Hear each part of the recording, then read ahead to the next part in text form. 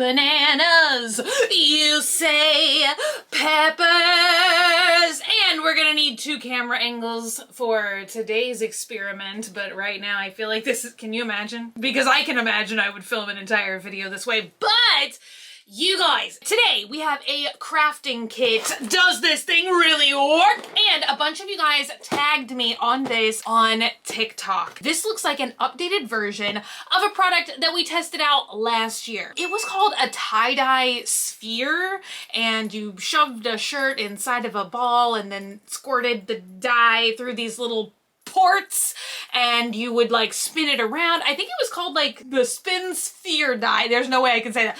Spin sphere dye. This year it appears that we have an oblong version. It is a tie-dye bear machine. Apparently this was a kit that people were actually able to buy at Five Below. I'm not sure if it was like an Easter kind of thing, because to get all of this for $5, this just seems like amazing, because I think the last tie-dye sphere we tried, I think that kit was around like $30. Like I said, you could get this kit at Five Below. It was sold out, so I did get this kit on eBay and I paid double the price, but still $10? $10 for all this? So let's open the box and find out what $5 gets ya. A bag of, is this? Oh, why did I think we were gonna be dyeing like a whole bear? Like a bear intact. I guess we're gonna make the bear too, because we got bear guts. Up next, instructions. Will I read them? Place your bets now. And it appears we have 1, 2, 3 dye bottles. Here is a packet of caps and dye, and I'm gonna be honest, I literally don't know what these little pink things are. Ooh, I'm gonna make an educated guess and say that these are probably the pink plugs for the different ports of the dye barrel. Up next, we've got the barrel. The last one we tried was perfectly round. I mean, what possible difference could that make? I don't know. It seems we have 6 holes in total, 3 on each side. So this is the machine, because once again, I just took a quick glance at the instructions, and we are meant to be able to like spin this thing around in here. I'm about to assemble it so you guys can see. And then, what are these? Handles? Oh, it's the spinning handles. Look at that, or ears if you're really imaginative. Those do not look like ears. And lastly, the bear. Oh, he looks deflated. Wake up, little buddy. It's your time to shine. A couple things right off the bat that I am noticing that makes this kit slightly less sophisticated than the other one. Maybe that is why it's so much cheaper. Also, I'm not sure if I said in here, they did give us rubber bands to try and like make, which this is going to be kind of challenging to like make a tie-dye pattern with you, my friend. This is the deal with this kit, is it has these little pink things and you have to put them in there, obviously, but every time you want to use a different dye port, you have to take this little pink stopper out, squirt some dye in, spin it around, and then like take these little stoppers in and out, you know what I mean? Whereas the other kits, they were kind of, I think I compared it to like a wobble bubble ball in a way, because it was like a self-sealing kind of thing. So you didn't have to like put these little stoppers in and out. You could just put the dye bottle in, and when you like remove the dye bottle, it was like sealing on its own. Here is this so far. I'm assuming like the other kit as well, you're supposed to put it inside of the stand first and then screw the ends on, and there we go. Look at that. Look at it spin. Oh, all right. Shall we make up the dye next? Ooh, I like this one. Look at that. Blue. Yes. What color is this? Place your bets now. This one also looks pink or red, or maybe that one's purple. You guys, I feel like they should start putting on the exterior of the packages like what color these things are, because really, orange and yellow? Which one's yellow? Which one's orange? Also, very interesting that they give you 5 different colors of dye, yet only 3 bottles. I feel like my bun looks weird. I just mixed up our kind of messy dye. I was trying to get the colors blue, purple, and green. So the purple one, I honestly still don't know. I mixed it all up and I spilled a little bit and I like wiped it up with a paper towel. And honestly, even when it is on a white paper towel, I cannot tell, is this pink? Is this purple? I don't know. Maybe it's meant to be like magenta, so like somewhere in the middle. So we definitely got blue and green. What's the third color? I don't know. The dye was not too messy to mix up. It's basically like most tie-dye mixes now. You just like pour the powder in and shake it up. So now I have gloves on because the next step is to twist our little bear and rubber band him, and then we are supposed to put him, of course, in the jar. Look at the butt. I can't believe the zipper pull like doesn't, it's just a zipper. There is no zipper pull. So I was gonna try and do like isn't this called like a twist where you just go and you go, you know, you twist the fabric. Oh, my hard work. Clearly I didn't secure that well enough. Anyway, normally I like when I'm doing a regular tie-dye t-shirt for there to be like as little blank space or white space left. But I don't know, for some reason I feel, y'all, okay. The gloves have got to go. I feel like I'm just like rubber banding gloves to the bear. So hopefully the staining on my phalange will not stain the bear, but I keep like doing this and then it comes undone. That's what we've got. They say just like lay him in 1/2 of this thing. Ah! I don't really know what difference that would make because obviously you're supposed to spin it. So, you know, when you're spinning it, like he's just gonna kind of move all around in there. All right. Hello, little guy. Aww. This one spins a lot better than the old one. So now what we're supposed to do is just pull one thing out at a time, put a little dye in there, place it back in, and spin until I guess we're done. They say it's best to not oversaturate him. And then we're supposed to leave him in here for 12 to 14 hours? I swear, like when I first started YouTube a million years ago and we would test any tie-dye gadget, it would be like, wait 4 to 6 hours. And I thought that was a long time. And now you guys, we're up to 12 to 14 hours. Guess after this, I'll see you guys tomorrow. Sippy sippy before we begin the dyeing process.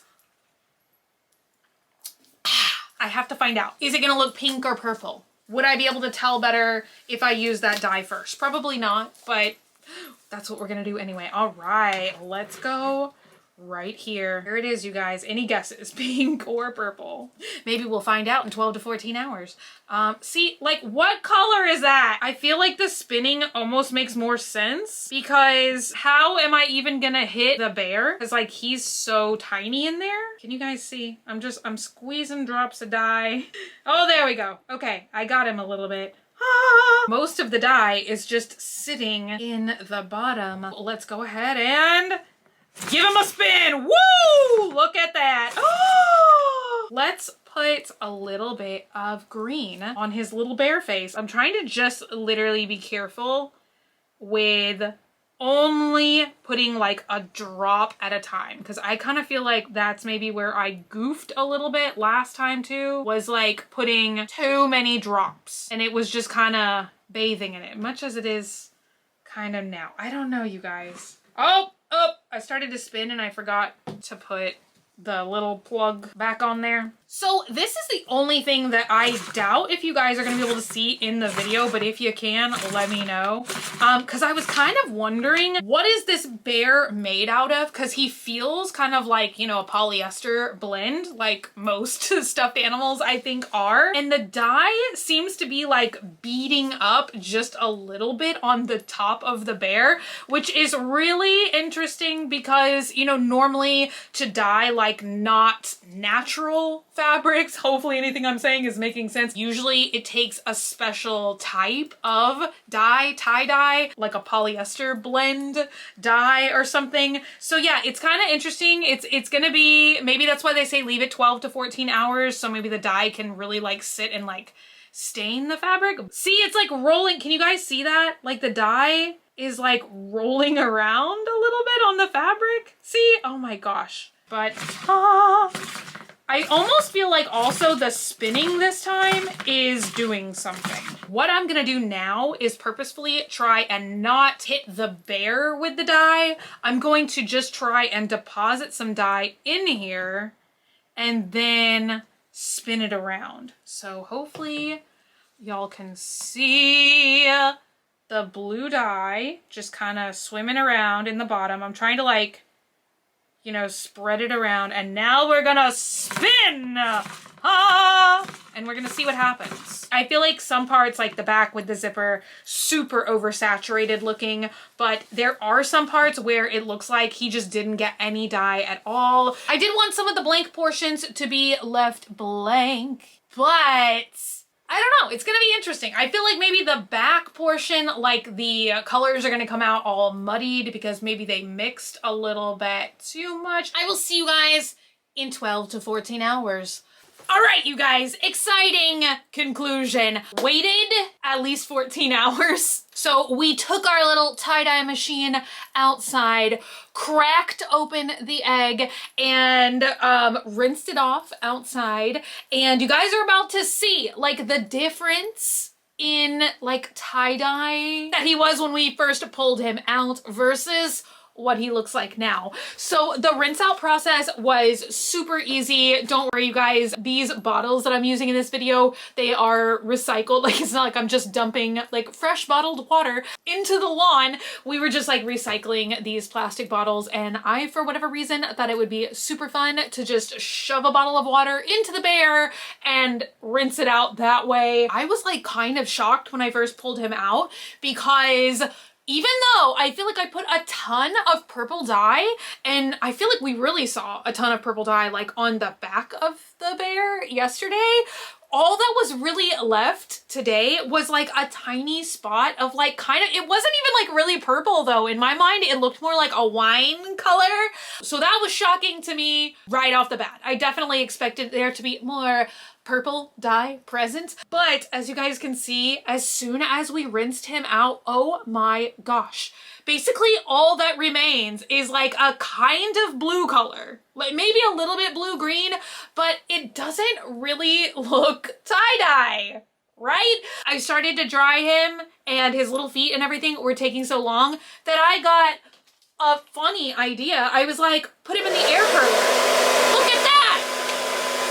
So he just spun around for a while like he was in a laundromat, and that is the quickest way. If you have skins of stuffed animals that you need to dry, get an air curler. You guys, I finally found a use for this thing 9 years later. So yeah, so shocking that this is all we're left with, but he is good and dry. So really quick, before I tell you guys my final thoughts, let's go ahead and give him his stuffing, which, might I add, look at this. Do you guys really think we're gonna be able to put this much stuffing in this bear? Now, I know the whole like Build-A-Bear thing, they should have given us a heart to make a wish. I remember that. I remember that part about Build-A-Bear as well. I know that's kind of like the thing of Build-A-Bear, is they're like, how stuffed do you want your plushie? So maybe that's why they give you like a ton in case you want him to be like stuffed really full. Let's go ahead and stuff that stuffing in there. Okay, that was actually like a lot of stuffing that just went into a single foot. So Can she do it? I don't think I can stuff and talk at the same time, you guys. The arms, I feel like even like trying to use a small utensil to like poke the stuffing in, it's like just getting stuck there, and he has like this little flappy kind of arm. Give me a minute.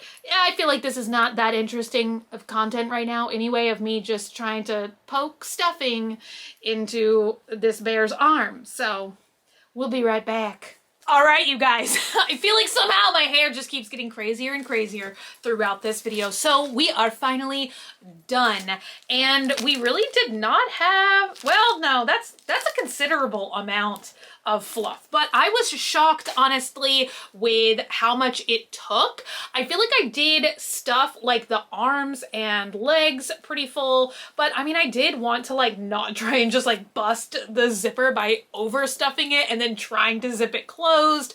And I mean, I also wanted it to be like a little bit nice and squishy. So there we go, you guys. 24 hours later, we are finally done with our little bear project. But now that he's fully stuffed, I feel like you guys can probably really tell. He's very cute, but like the tie-dye essence is not really there. Now, of course, as always, that could be user error. Overall, I would have to say, price-wise, I think this kit is like way better than the original Sphere tie-dye machine that we got, because if I'm remembering correctly, that kit came with nothing but the machine and the dye and like rubber bands and stuff like that. But it didn't come with like a t-shirt or a pillowcase or a bag or anything else to actually dye. You had to get all of that stuff on your own. Whereas this kit comes with the bear, the stuffing, the dye. Now I will admit, I don't think the actual Sphere is as cool as the other tie-dye Sphere that we tested, but for $5 to get all of this and to actually be able to complete a project for the $5, I think you can sacrifice a little bit of the coolness of the look of the Sphere. One final thought though is I have to say, the more of these tie-dye kits that we get, that we try, I am like less and less impressed with the quality of the actual tie-dye. I don't know if it's like this because, you know, there's probably so many like stipulations for it to be, you know, no, you probably shouldn't eat any tie-dye. I don't know. I was like, is this like more non-toxic than other tie-dye? Because I remember when I was a kid doing tie-dye, like it was like, don't eat it. Don't like lick your fingers after touching the tie-dye, because you used to have to like always do soda ash and all this other stuff for the tie-dyeing process, and it was like not edible at all. Not to say this is edible at all, but I'm just wondering if it's like something like that. I don't know. What I'm trying to say, not very well at all, is that I just don't feel like no matter what the kit has been over the last couple of years, the dye seemingly wants to dye nothing. We did like ice tie-dye, the tie-dye tube, a couple of tie-dye spheres, and I feel like no matter what, we always come to the same conclusion, which is when you're applying the dye, it looks like it's going to be super vibrant. When you first take it out of the machine or whatever, it looks like it's going to be super vibrant, but I rinse these things with cold water every single time and usually dry them like by hand with a hairdryer or whatever, at least for the sake of the video, and they always look like this, just pretty washed out. So I don't know, you guys have to let me know, have you had that experience with any of these tie-dye kits as well? I think for the next little gadget that we get and try like this, maybe I will bring in like my own tie-dye dye and we'll use the gadget, but not the dye provided, because I just don't think it's like very pigmented. It doesn't dye very well. So anyway, that is it for today's video. Let me know what you guys think in the comments down below. If you're not already and you'd like to be, hit the button down below, subscribe, become a member of the Banana Peppers Squad today. And until I see you guys again, which is going to be very, very soon, stay happy, stay healthy, stay sassy, stay banana peppery. I love you guys so, so much. Bye!